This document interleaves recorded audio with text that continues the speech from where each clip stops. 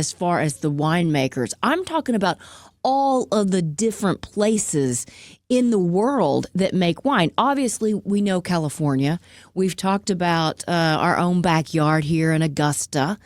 But what about the other countries? Obviously, France and Italy are known for wine, but there's some lesser known. I am walking through the aisles over the weekend, and there are wines from Chile and Argentina. And does every country make wine? And I'm so glad that you brought this up, because I think a lot of times we talk about a wine, a grape variety, what it tastes like, how to enjoy it at its best. But do we ever kind of go back to the source and really talk about that region and what makes it special and why the grapes grow there? So, yes, we can think about France and Italy and Spain. That's, the original places where wine and the grapes that we're used to come from. But then we started to bring grapes to other places, the U.S., the Southern Hemisphere, and we had to figure out in a much faster way where to grow these grapes and make the wines that people were used to from where they were coming from. Just for example, let's look at Australia for just a minute. And we think of Australia, we kind of can get a visual. It's a huge country. Yeah, I'm seeing kangaroos. Right. Yeah, and koala bears. Yeah. Tarantulas.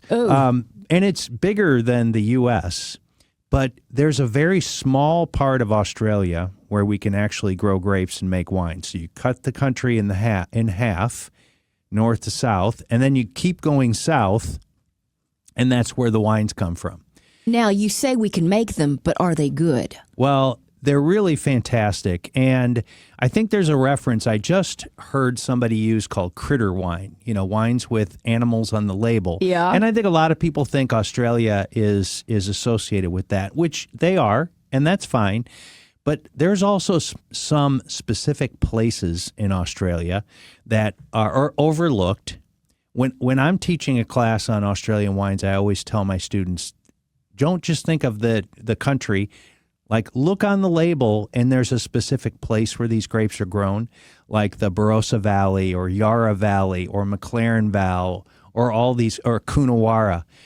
There's all these interesting places. There are some almost 200-year-old vines in Australia. What? Now, is there one variety that they do well? Are they making Cabernets? Are they making Pinot Noirs? Are they making Chardonnays? Well, all of that. Okay. But they're known for Shiraz or Shiraz. Yes. And that's the Syrah grape variety. And remind me of the difference between the Shiraz and a Syrah. Well, it's a grape that's versatile that can grow in cool or warm climates. It's one of my favorites. But sometimes I think the Shiraz, maybe I have this just in my head, is a little sweeter than a Syrah. Well, I mean, you could describe it that way. Okay. There's not actual fruit or sweetness or sugar. Okay. But they can be fruity. And they have some spice to them. They have a typical black pepper type of flavor. That's what and aroma. I love about it. Australian Shiraz has like a eucalyptus type of aroma that you don't get from French Syrah. Got it. Now, just briefly, let's talk about where that name came from. Okay. The original settlers in Australia, when they brought that grape with them, they were referencing where they thought that grape was from. Now, this is back in the 1800s. They thought the grape was originally from the Middle East, in a town called Shiraz, which is currently in the country of Iran. Really? And that's what they were referencing. And they also wanted to make a distinction between the French style with what they could make in Australia. Now, years later, we found through DNA that that's not the correct. They weren't actually correct. The grape doesn't come from there. Who studies that? What, to know the DNA of the grape. Yeah. Is that a job? Yeah. And it's a person. Oh. Yeah. So in UC Davis, the winemaking school, one of the best. Okay. I mean, we got a great school here, with two of them, one at Mizzou and one at Missouri State. But there's a lady named Dr. Carol Meredith, and she's retired now, but in the 1980s and 90s, she revolutionized DNA testing for grape varieties. And it really turned the whole industry upside down. Like, we found so many things. That's where we could trace Zinfandel with Tribodrag from Croatia. That was her major finding that she did. And it really allowed us to trace certain grapes, like, for example, not to get too off course. But This is mind-boggling. there's a grape called Carmenere, and we found that in Chile, which you had mentioned, Chilean wines, and they traced that back to Bordeaux. And it had been lost from Bordeaux for over 100 years, and this DNA testing, we found that it was brought there, and it survived while all the rest of it's died in Bordeaux. Holy cow. It helps, like, for what I do, it helps to be able to know this, to be able to describe wines to people and flavor profiles when you kind of know the lineage of certain grape varieties. For example, I heard just last night a brand new grape that I'm so excited to try. Grape? A brand new grape that just got this week approved to be used in Champagne, and it's pink Chardonnay. What? It's Chardonnay with a pink skin, and I can't wait. I don't know anything else about it, but I can't wait to do. Where is it grown? In Champagne.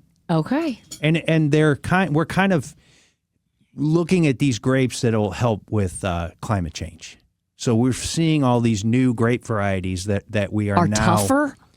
They are a little bit better for handling heat than traditional old-fashioned grapes can.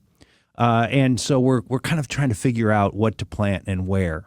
And is this all happening in a lab somewhere? Is this happening at a vineyard where they just try to plant all of these different things and see what sticks?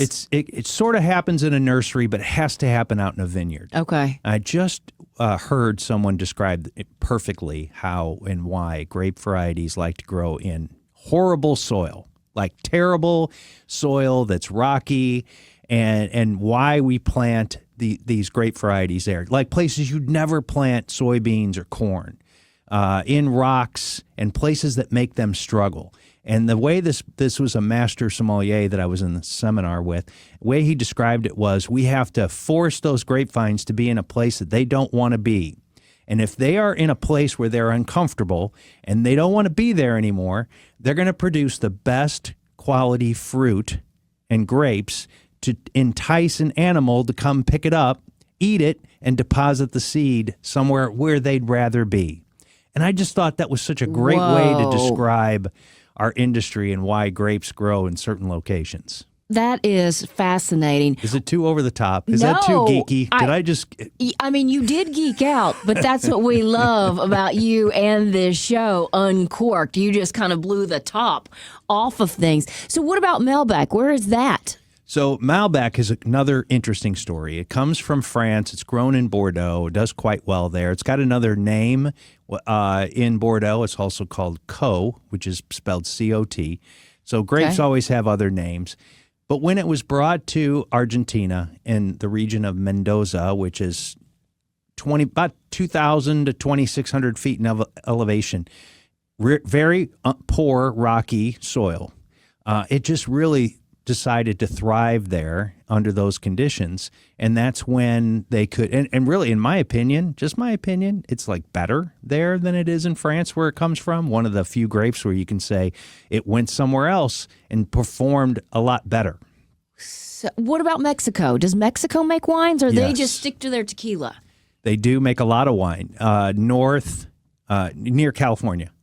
Is that the Baja Peninsula? I'm not very good with geography. Well, that I'll just agree with you. A listener can absolutely email me at mike@wardonwine.com. But so north, very further north than where tequila is made. Okay. So once we get further south, can't grow grapes there.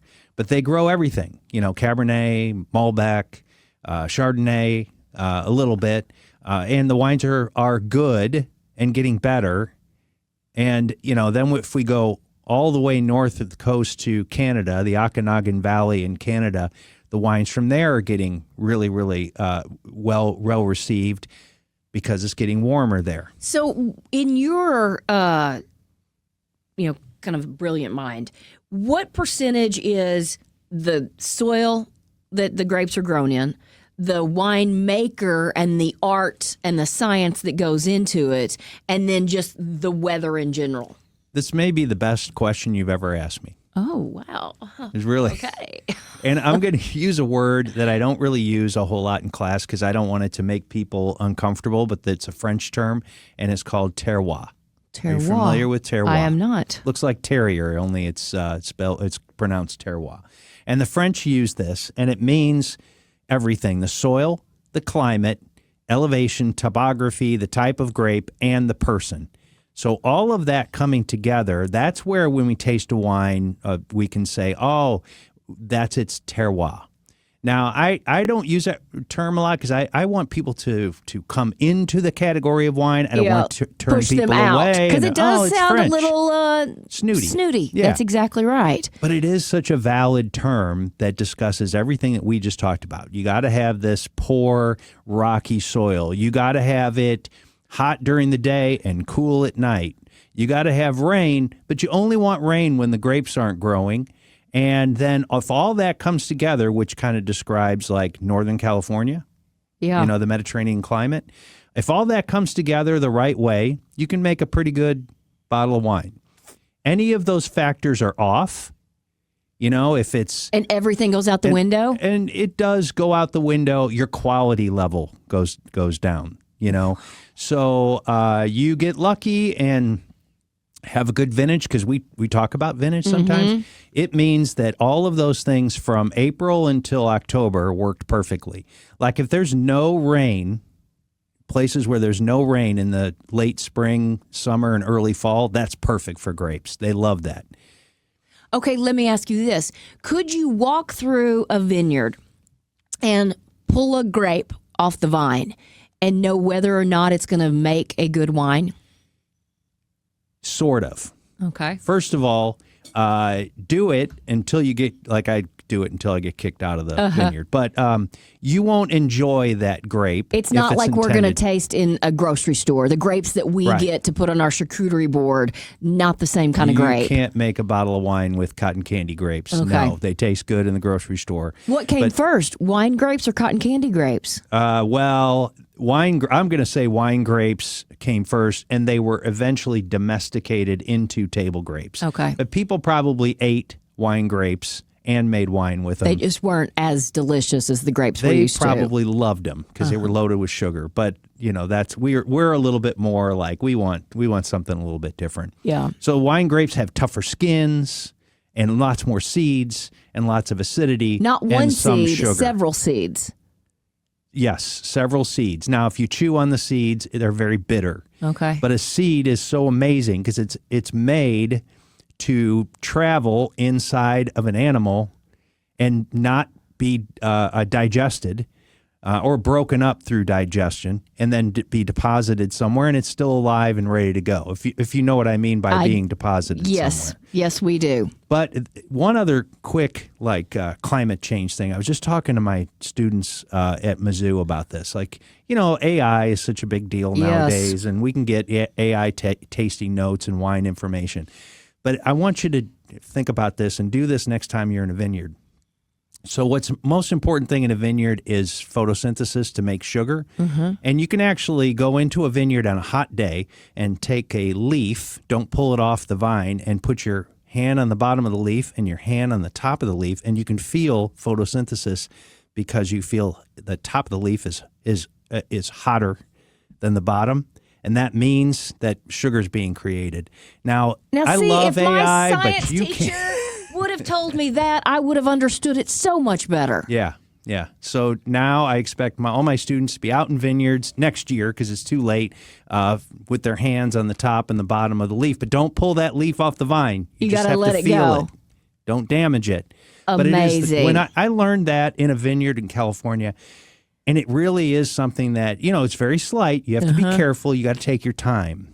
But it actually works. And that's when you know, hey, modern technology is great, and I love it and embrace it, but you can't change that about nature that's been happening for 8,000 years.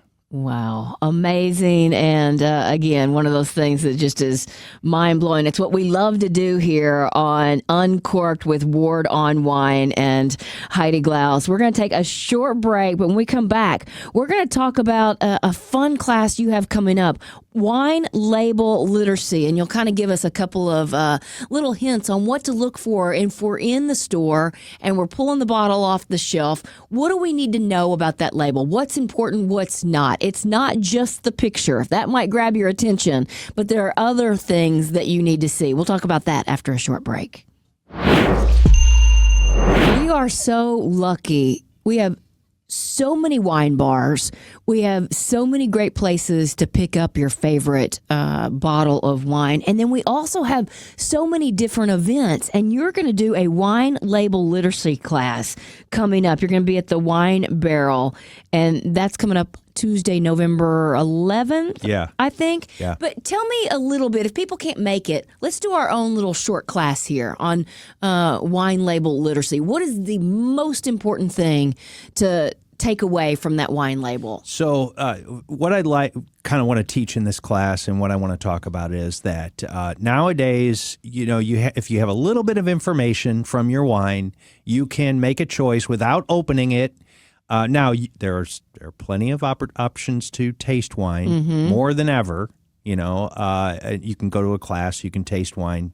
But or there's people out in the aisles on Saturday, Sunday, and they know what they're talking about. And if you're lucky enough to find somebody, there's a few of them out there. But if you're not, if you need to buy a bottle of wine and maybe you don't have a lot of time, let's talk about what you would look at on that label. So the winery name is not nearly as important.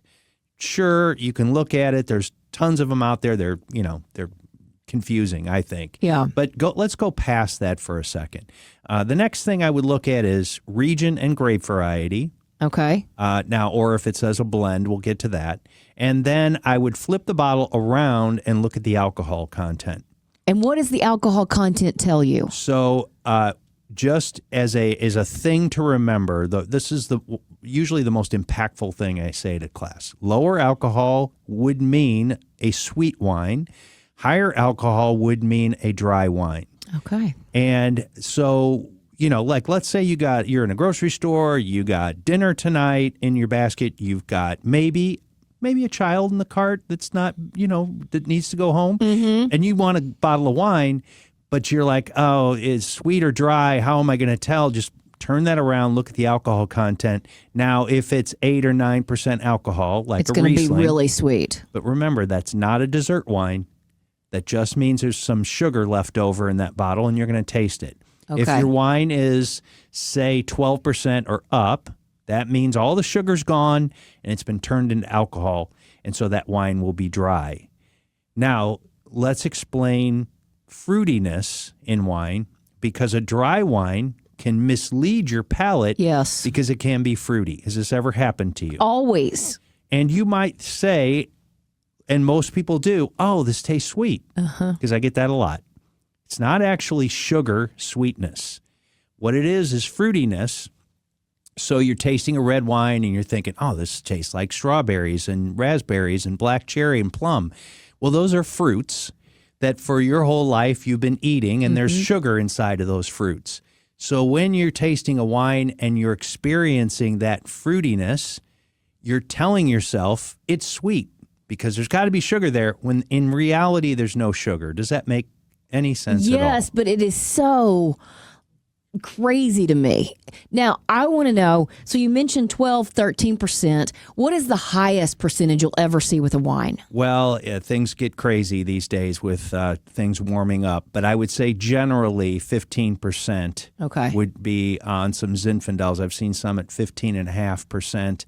To me, so let's talk about balance for just a second, because when wine gets that hot, and you don't want to be able to taste the alcohol. So there should be a balanced wine with fruit and spice and acidity and also the alcohol there, but you shouldn't really taste that alcohol up front. And if you do, the wine's kind of out of balance. So most winemakers really work hard to make sure that alcohol doesn't get out of hand. Got it. Okay. And that has to do with when you harvest the fruit, how much sugar is in that fruit. And then what you do during winemaking. You can keep the temperature down, use the right yeast, and you hopefully control that alcohol a little bit. When you get that flavor of the spicy, the pepper, the leather, What is being done to that wine to bring those flavors out? Or is that just the grape and the way it was grown? Hopefully nothing. Hopefully we're not doing anything to it and so that's just the grapes.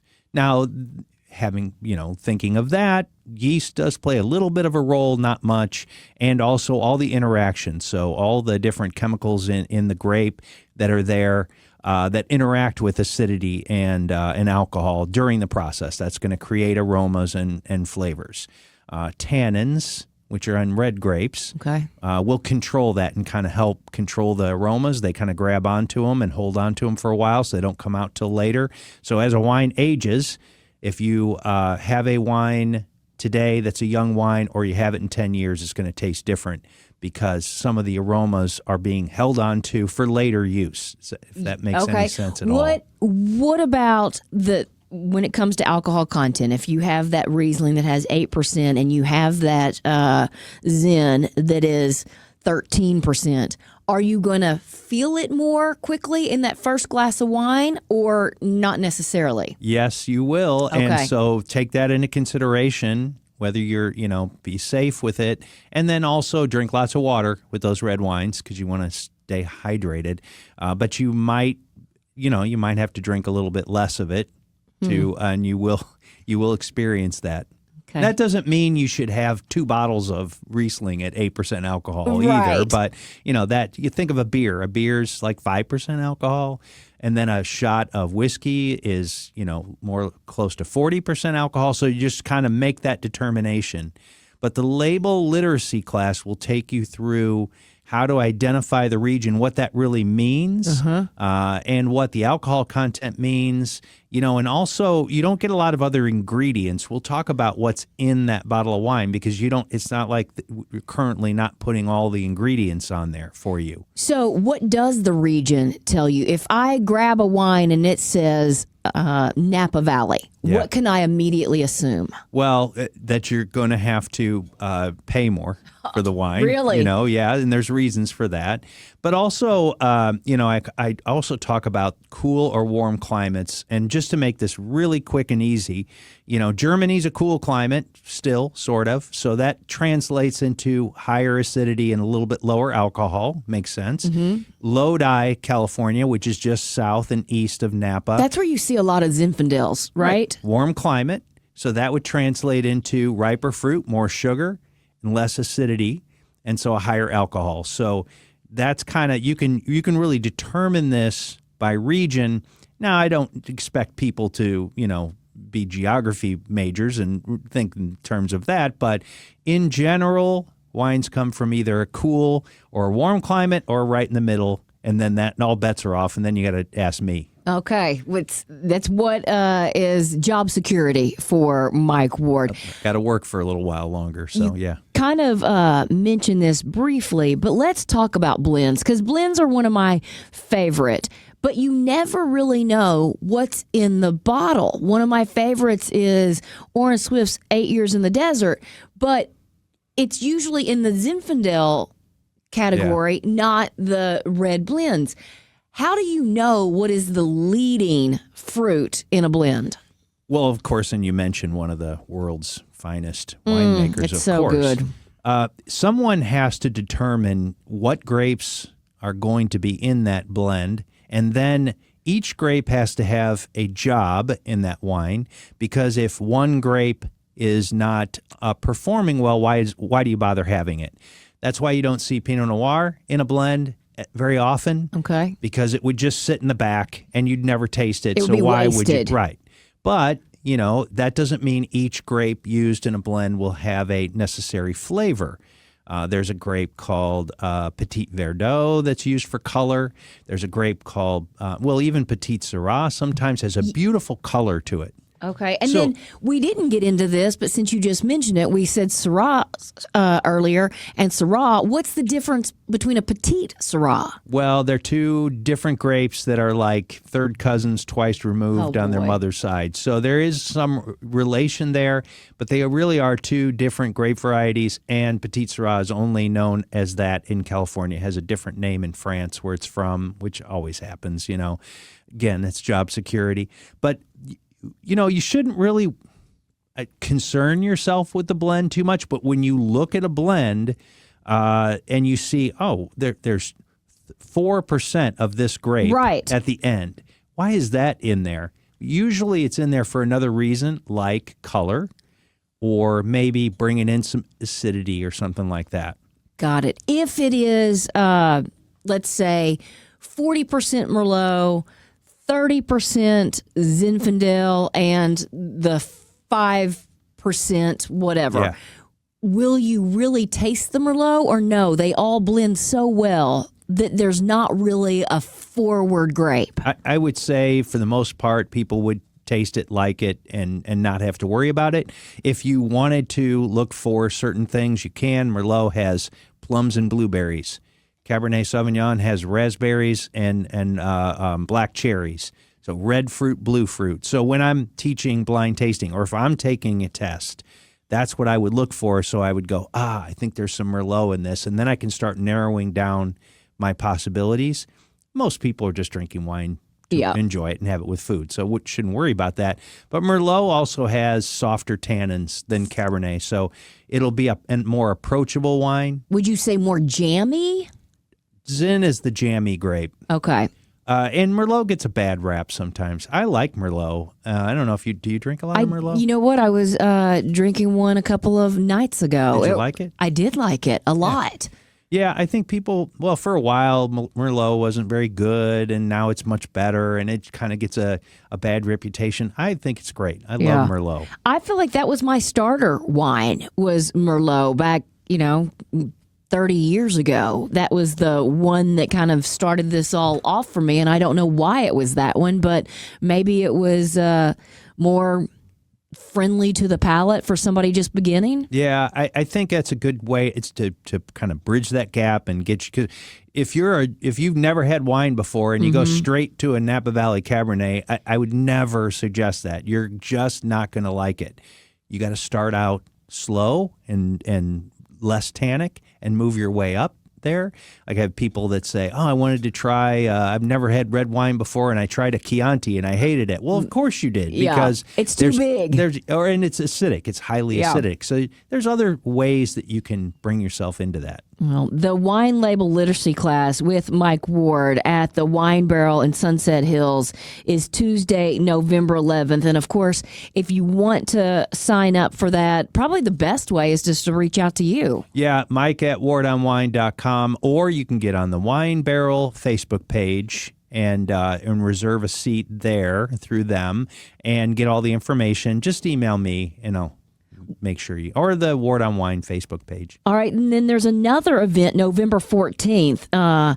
It's a wine dinner. What do you know about this? Have you ever been to Vomfas in Maplewood? I have, but it's been a second. Is it mostly olive oils? It is, but they have spirits, olive oil, wine. It's I think they have some gourmet foods as well. Oh, yeah. I think I did an event there years ago, but I kind of looked this up because there's a Grand Cru premier wine dinner coming up, and I tried to look for some more information on it.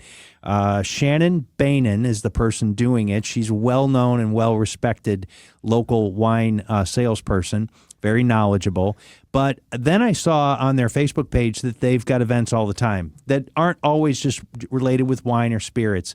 So I just think it's an interesting place over in Maplewood, right in the heart of Maplewood, where a lot of other businesses are, easy to get to. That's a great little stretch right there. And I'll tell you, we did do an olive oil tasting once, and that was kind of enjoyable and interesting and eye-opening, actually. It's very similar to wine. You can have that similar approach in how you taste it.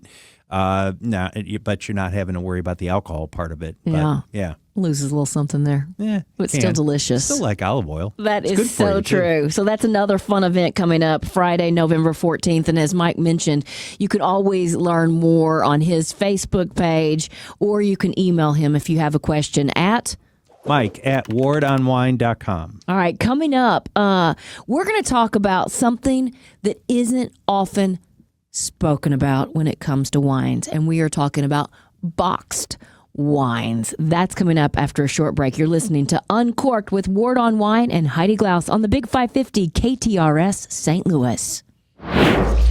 That's Kathleen Madigan, St. Louis native, one of the funniest people on the planet. And I just love that joke. And I think, you know what? She might be onto something there. She goes on to say, if you're in a hotel room and you don't have a wine opener, it's not like you have to break a bottle. You just need a tweezers or some kind of sharp object, and you're into the box. You're right there. I know. But why for so long have we kind of looked down on boxed wines? Well, I think it's for the same reason that we used to look down a little bit at screw caps. Yes. And that has changed dramatically over the last 10 years, and screw caps are now very acceptable. There's some Napa Valley Cabernets in the $200 price range that are screw caps. We look at what's the social aspect of it. Mm-hmm. Let me tell you just a very quick story, and this happened about 15 years ago. I was in France,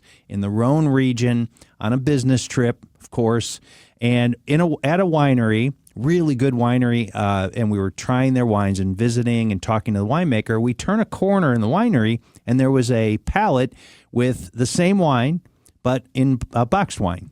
And I asked the owner, I said, are these going to come to the U.S.? And he said, no, Americans won't drink boxed wine.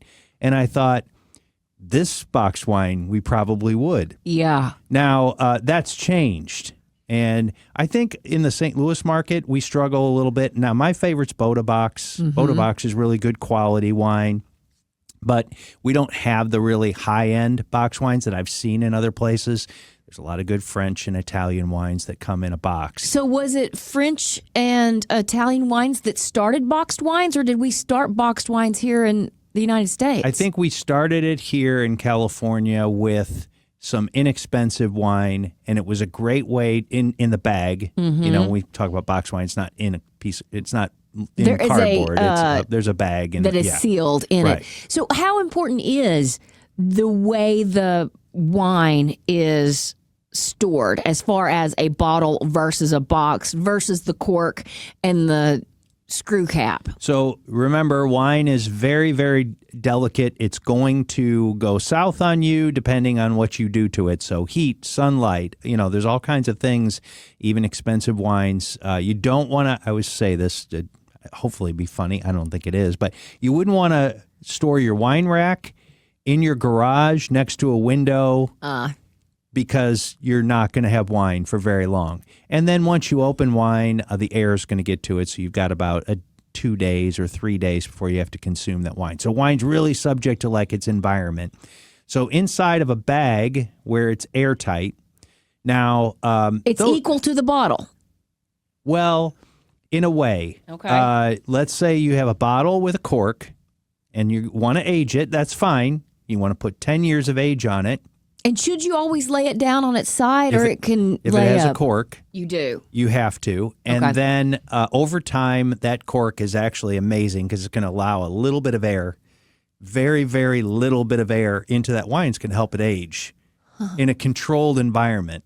That's very few wines in the world. Okay.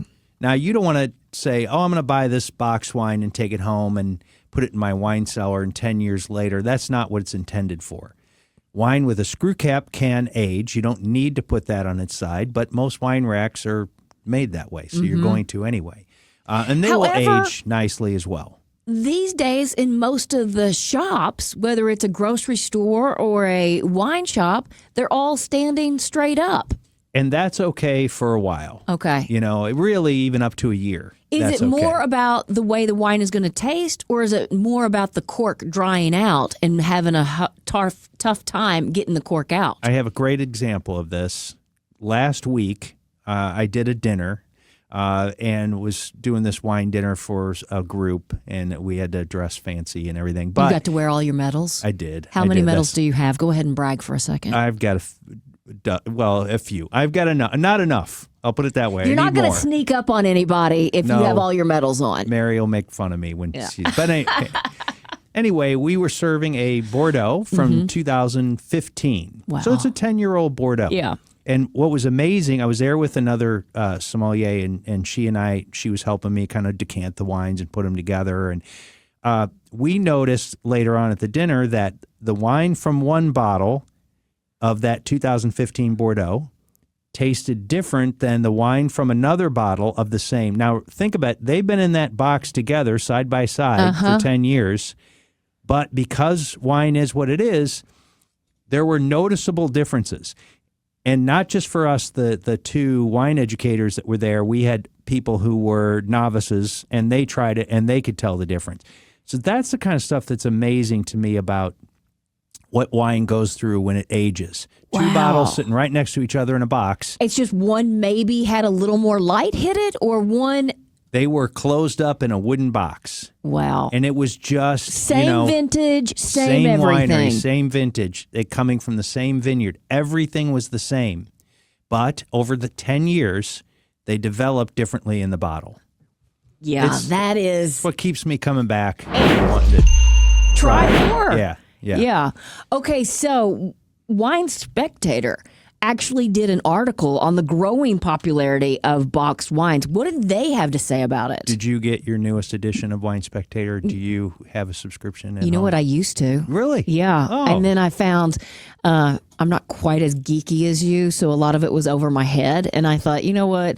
I'm friends with Mike Ward. I'll just have him kind of give me the Cliff Notes version. And so that's what I want to know about the boxed wine. You can tell I'm over 60 because I actually have a magazine that gets delivered to the house. But anyway, I was paging through it, and I saw these boxes, and I thought, oh, this is interesting. I want to read more about boxed wine. So in California, these really notable wineries and really good winemakers are investing in premium boxed wines. Now, I read the article. They weren't really rating them like Wine Spectator does. They were just kind of talking about them. And as I read through some of these boxed wines, I noticed one was a 3-liter for $160. Whoa. So that's the equivalent of 3 bottles of wine, $160, and it's in a box. And I'm thinking, I mean, can we really do that? So are these winemakers that have been doing it for years and been putting wine in bottles and they're just now venturing out? Or are these new winemakers and they're like, we're just going to do something different? It's kind of a mix of some people, some wineries that have been making wine since the 70s and 80s that are, really using great California fruit. And the quality of the fruit that goes into the wines are excellent from regions, not just Napa, but Sonoma and Central Coast and some of these classic regions. But I think that they are trying to reestablish a new market for their wines. And the old style bottle with a cork is fine, and they still make those, but they want to do something else. Now, the only thing about these box wines to consider is you probably won't see them in restaurants. I shouldn't say that. I mean, maybe they will. But, no, people ordering wine at a table, the server comes over with a box. The presentation, all of it is a little bit different. I mean, you could do that to me, come over and open up the little valve, and I wouldn't care. But it might most be the house wouldn't. wine in the back. Might be easier for the barkeeps to kind of do that. So are they saying, and I'm talking about Wine Spectator here, that this is just a trend? Are they saying this is the future? Are they saying, look out for this? It's never going to take over a traditional bottle of wine with a cork or a screw cap. But I think this is a trend that we're going to see more and more. I would expect people to see this. Things come a little slower to the St. Louis, St. Charles market. Maybe Metro East, you might see this a little bit sooner because we have a big market like Chicago and over there. But I think you can expect to see more options in a box, and I would tell people to try them. What is that expensive wine in a box? What's the brand? And what are they putting in that box? So it's a winery called Lini Colado, which is Paso Robles and so Central Coast. And I'm familiar with the winery. It's not a winery I've been to, but I know that name. And I think they're even considered like kind of a cult wine. And that's where they're doing this red blend. And it's $160. I'd love to try it if somebody has one. it. Yeah. Now, also think about this. So you think, oh well, It's equivalent of 3 bottles. Well, I'm not going to drink that all in one night. But the nice thing about the box is you dispense it, and then it'll be an airtight seal. So now, it can actually last longer than your typical bottle? True. And you can keep it cool. You don't have to put it in the refrigerator, but you can enjoy that for the next, 2 or 3 weeks and you're fine. But remember, once you do dispense that first glass, you're going to introduce just a little bit of air to it. So I wouldn't go, now I'll get back to the rest of that box in 6 months.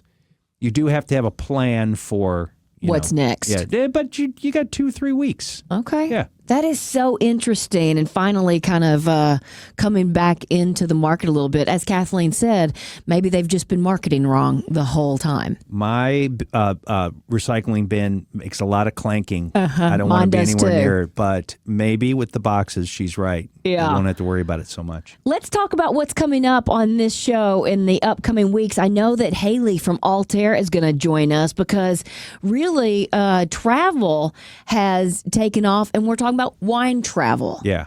And I'm so excited to have Haley on next week. She is so smart and such a great ambassador of travel and has so many great ideas for people. And if you are interested in wine or cocktails or spirits or beer, a trip can be put together for a small group. There are options for larger groups or river cruises like what we do. Or if you're just a foodie. Yeah. If you're really you want to try some interesting restaurants or recipes or local cuisine, like we were in Portugal, if you want to try some sardines and some tripe, and also all the rest of the amazing. Pass on the tripe, but maybe the sardines. The sardines. Yeah. They can set up that type of travel for you. One of the other things I'm kind of looking into, I want to ask Haley about is, there's some very specific travel related to wine regions like in Italy or, that are very earmarked towards a style of wine or cuisine or region and what they specialize in. So you can either do a massive trip or you can do one location. And so Haley will be joining us. Is she joining us next week? Yeah. Okay, that's going to be fantastic from Altair Travel. Then we're also going to talk about a new sparkling wine for Thanksgiving. Yeah, I'm not ready to fully reveal all of what this is, but it's from a well-known winery. I'm very excited about this. We're going to have a guest on who has been on our show before. Her name is Erin Dix, and she's fantastic. She's great. She and I are in discussion. But I got to wait until it actually makes it here. I want to make sure it's here and it's available for you. Like a couple Fridays ago, we talked about that Sauvignon Blanc, the Sauvi B. Yep. But I want to make sure it's available in the stores. So when we talk about things on the show, I think people should go try them. Absolutely, because then you kind of it goes to the back of your mind and you forget. Then you're standing in the aisle going, what did Mike say was this new Sauvignon Blanc? But they can always email you at Mike@wardonwine.com. And then I'm really excited next month, November and December, we're going to talk whiskey. And it's probably my second favorite. If I'm not drinking a big, bold red wine, I usually have a bourbon or a whiskey in my hand. And they, too, are so different. Yeah. Each one has different flavor profiles. Thanksgiving's such a big wine holiday, and we'll cover wine, of course. But you have the holidays where people are going to be buying gifts, and bourbon is a great gift for someone in your life that really is into that. And there's so much more available now. So we're going to help you through. What should you look for? What are those options? That you should look for, and label literacy. Like, what do you look for in a bottle of whiskey? Because what I hear from people and listeners sometimes, they tell me, well, I bought this and I didn't realize it was 130 proof. Yeah. Well, I just was buying it from the name on the I get it, but you got to look at a couple of other things, Absolutely. Yeah. So we'll talk about all that and kind of help people make those choices. So that's coming up in the upcoming weeks. Also, we're not going to leave beer behind. We will always talk about beer as well. So we've got lots of fun coming up here on Uncorked with Ward on Wine and Heidi Glaus. And I'm so excited to have you guys joining us each Sunday night at 6. Hopefully this afternoon you learned a little something, maybe you giggled once or twice, and hopefully you poured something delicious as you listened. Mike Ward, always great to chat with you. I always learn something when we're together. Well, thank you. And I also want to tell people to look us up on YouTube, because if you miss some of the content, you can always find us there. Uncorked with Ward on Wine, Heidi Glaus on YouTube. And that's a good way too, or you can send it to, please subscribe to it. And our supporters really enjoy that. But thanks for listening. And we're going to have some great shows coming up in the holidays. We are indeed. Cheers to you guys. Cheers.